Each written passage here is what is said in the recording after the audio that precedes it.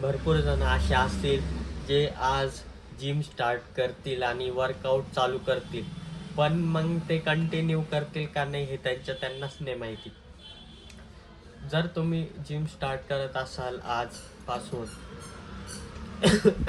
तर तुम्ही कंटिन्यू करा, तुम्ही टाईम द्या. असं समजू नका 3 महिने 4 महिन्यात तुम्ही एकदम क्लासी बॉडी बनवाल, तर असं अजिबात नसतं.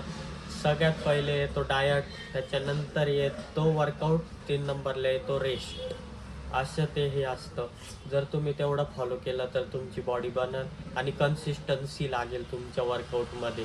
जर तुम्ही म्हणजे 3-4 महिन्यात हताश निराश झाले की मी वर्कआउट करतोय 3 महिने झाले 4 महिने झाले, आज मला वर्कआउट करताना पूर्ण मला 3 वर्ष होत आले, आता वर्कआउट करतोय मी तुम्हाला म्हणजे माझा जुना फोटो बॉडीचा आणि आत्ता रिसेंटली असलेला बॉडीचा फोटो मी तुम्हाला स्क्रीनवर देईल आणि तुम्ही तो पहा आणि मग ठरवा 3 वर्षात किती ग्रोथ झाली फक्त.